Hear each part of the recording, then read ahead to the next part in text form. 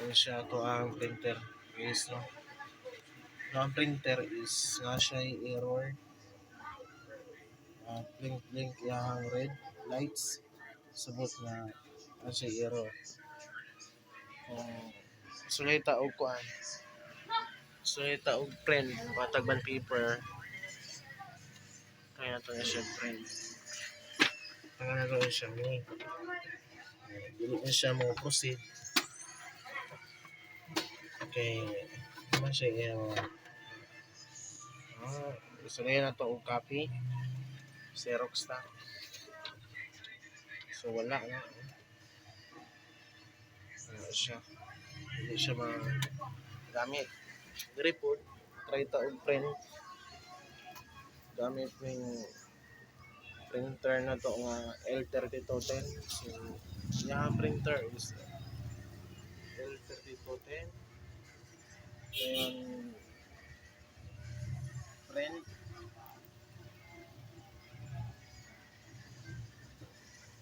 Ano siya warning. Ano siya warning. Nakabutang. Printer pad is at the end of its service line. Please contact the website support. Dili ka printer na to. So, kung saan to ang buhaton, ginangan ta og receiver. So, receiver, usually, nakuha na to na siya sa Chrome. Sa Chrome.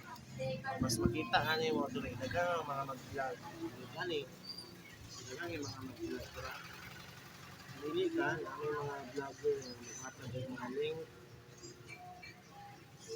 para maka-subscribe na sila ha.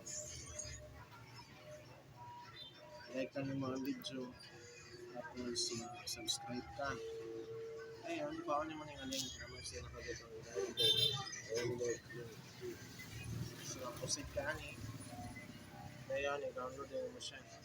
Kuman, punta ka sa diri siyang receiver. So, yan siya ang file. Ang diri sa extract mo.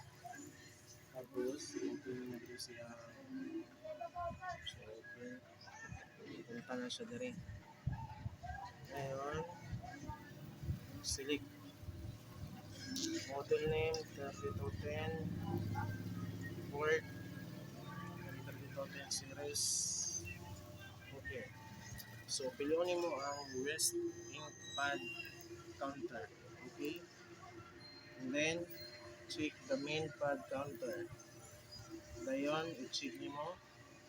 Pag initialize yan, nakita nyo na 6,346 point.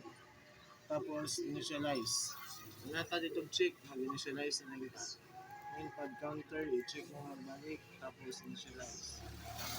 So, when the OK button is clicked, counter will be initialized. So, mag-initialize yan. Initializing now. Wait mo. Mo ang printer. So, sometimes na siya yung mga error. So, naka-proceed. Makikita po tayo initialize. Ano nga yung error? So, ang suggestion is please turn off the printer. So, i-off na to ang printer. Ang off is kaning nagkulay light green. Off na nimo. Dayon, i-try nimo og balik nimo og on. So, kanan nimo og nag-blink magyapon siya. Nag-blink magyapon. So, nag-perform pa siya, nag-on pa siya. On. Pag on niya, wala na ang nag-blink nga red lights. So, wala na ang red lights nga kuan, nag-blink. It means okay na imo ang printer. Ngayon, naka-reset na siya. So, kung mag-try ta o kuan, ito ka natin kung mag-try ta o print, like ano yun, print this page. This page lang. Page 1. No? Page 1. Print. Wala ang to sa error sa boss. O print tayo na siya.